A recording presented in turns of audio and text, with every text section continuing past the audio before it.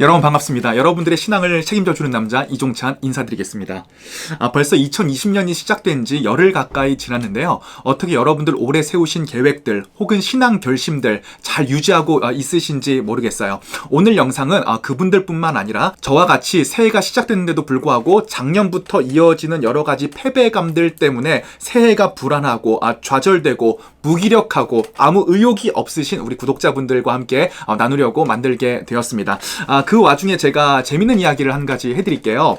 작년 1월 1일이죠. 그러니까 2019년 1월 1일 제가 교회에서 공부를 하고 있는데 어떤 목사님으로부터 전화가 온 거예요. 전화의 내용인 즉슨 어떤 여대의 교목실에서 계약직 직원을 구하는데 혹시 추천해줄 사람이 있으면 추천을 좀 해줘라. 그런데 그 목사님께서 저밖에 또 감사하게도 저밖에 생각이 안 나셨다는 거예요. 그 이야기를 들었을 때 저는 몇 가지 생각이 들었는데 첫 번째로는 대학의 교목실에서 사역을 하면 굉장히 여러 가지 경험을 할 수 있겠다라는 생각, 두 번째로는 학교 교직원이면 연봉도 적지는 않겠다는 생각, 세 번째로는 그것들을 통해서 무언가 내가 앞으로 살아나가야 될 길이 열리지 않을까에 대한 기대감들이 있었어요. 그래서 그 목사님께 추천해 주시면 정말 감사할 것 같다고 이제 말씀을 드렸죠. 다음 날이 돼서 여전히 교회에서 공부를 하고 있는데 목사님으로부터 전화가 왔어요. 그 목사님께서 처음 하신 말이 너무 미안하다. 아무래도 여대다 보니까 남녀간에 조금 썸씽이 일어날 것을 대비해서 여자 전도사님이 오셨으면 하는 학교의 바람들이 있었다라고 이제 말씀을 하시는 거예요. 그렇게 아쉽게 전화를 끊었는데 사실 정말 별거 아닌 일이거든요. 그런데 그 순간 제 마음속에 절망감이 갑자기 막 들이닥치기를 시작을 하는 거예요. 왜냐하면 재작년인 2018년에 제가 조금 몸도 많이 아프고 여러 가지 힘든 일들이 있었거든요. 그래서 굉장히 많이 실패를 했었고 2019년 한 해는 정말 다를 거라고 새롭게 결심을 한 상태인데 1월 1일부터 저의 의지와는 상관없이 벌써 실패를 한 번 경험을 했다라고 생각을 하니까 올 한 해가 정말 쉽지 않겠다라는 생각이 좀 들었어요. 작년에 제가 유튜브도 하고 뭐 사역도 열심히 하고 또 프리랜서 강사로도 일을 하게 되고 여러 가지 좋은 일들도 있었지만 사실은 힘들고 어려운 일들이 더 뇌리 속에 많이 남아 있거든요. 그 상태에서 제가 저희 아버지께서 12월 31일 날 그 방광에 있는 혹을 떼어내는 수술을 하시게 되셨어요. 방광을 수술을 하시다 보니까 방광을 세척제로 계속 이제 씻어내셔야 되는 바람에 한 15분에 한 번씩 이렇게 소변통을 조금 갈아드려야 되는 병간호를 제가 하게 되었는데 수술이 잘 돼서 너무 감사했지만 그러다 보니까 송구영신 예배도 참석하지 못하고 또 1월 1일 또 병원에서 맞는 제 마음이 제 의식은 그렇지 않았는데 무의식에서는 조금 이제 불안감을 느꼈던 것 같아요. 갑자기 1월 1일부터 이유를 알 수 없는 불안감과 공포감 같은 것들이 저를 굉장히 무기력하게 만들고 아무것도 할 수 없게 만들더라고요. 한 열흘 정도가 지나서 내가 왜 그랬을까 생각을 해보니까 아마 제 무의식 속에 숨겨져 있던 여러 가지 불안감들이 또 1월 1일부터 예배도 참석하지 못하고 병원에서 보냈다라고 생각을 하니까 조금 많이 되살아났던 것 같아요. 이제부터 제가 하고 싶은 얘기가 시작되는데요. 사람이 내면적으로 방황을 하다 보니까 그것도 한순간의 방황이 아니라 예전부터 몇 년간 차곡차곡 쌓여왔던 여러 가지 감정들이 이제 좀 터지기 시작하니까 기도와 말씀에 집중하기가 힘들더라고요.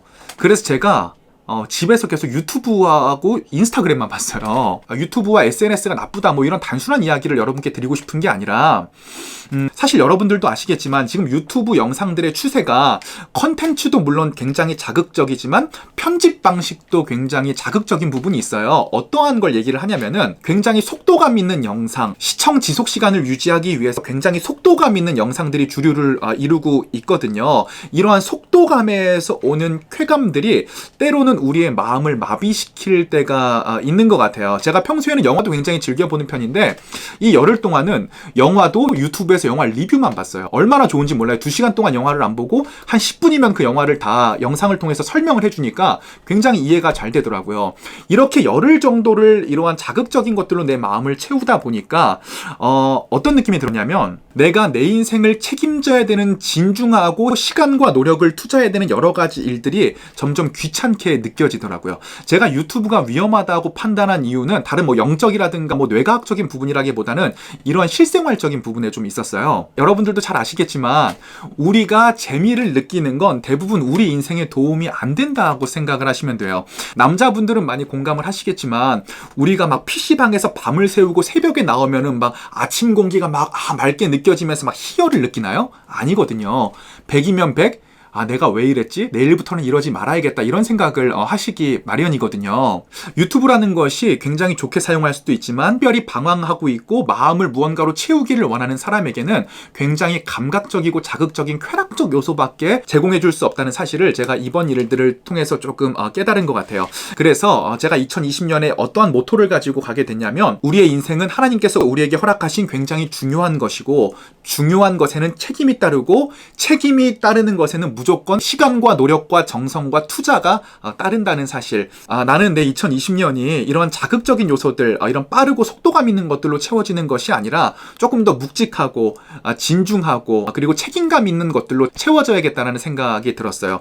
그러면은 진중하고 묵직하고 책임감 있는 것은 무엇일까? 그 중에 최고는 하나님과의 관계라는 생각이 들었습니다. 그리고 하나님과의 관계를 유지시켜주는 가장 좋은 수단이 뭘까를 생각을 해볼 때 말씀과 기도밖에는 떠오르지가 않았어요. 저는 어쩌면 이런 속도감과 쾌감을 말씀과 기도에도 적용하고 있었다는 생각이 좀 들었어요. 저는 설교를 하고 큐티를 하고 영상을 찍어야 되는 입장이기 때문에 말씀을 볼 때도 내가 어떠한 삶의 교훈을 끄집어낼 수 있을까라고 하는 속도감에 굉장히 많이 초점을 맞췄던 것 같아요. 그런데 어제부터는 제가 말씀을 말씀 그 자체로서 보기, 나에게 필요한 것만 뽑아내는 것이 아니라 내가 좋든 싫든 말씀에 있는 모든 본문을 가지고 내 머릿속과 나의 삶 속으로 가져오기, 이 부분에 굉장히 많이 초점을 맞추고 있고요. 저는 굉장히 침묵 기도도 좋아하지만 제 소원과 하나님과의 대화적인 기도도 굉장히 좋아하거든요.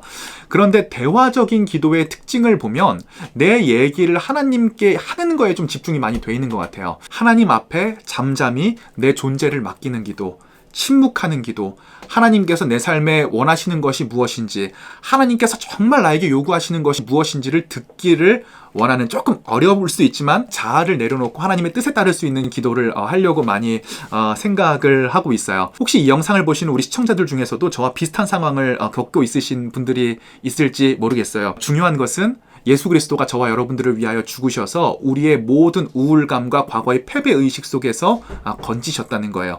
하나님께서 우리의 인생을 책임지기 때문에 우리의 인생은 결코 불안하지 않다. 오히려 내가 불완전하고 부족한 내가 내 인생을 책임지면 훨씬 더 힘든 상황이 올 수 있다. 우리는 2020년도 하나님께서 우리의 인생을 책임져 주실 것을 믿되 하나님께서 허락해 주신 우리의 인생은 책임감 있고 진중하게 가져간다. 그와 같은 믿음을 가지고 우리는 기도와 말씀을 우리의 2020년의 최우선의 과제로 삼는 저와 여러분들 됐으면 좋겠습니다. 오늘 영상 시청해 주셔서 감사하고 저는 또 다음 영상으로 돌아오도록 하겠습니다. 피스.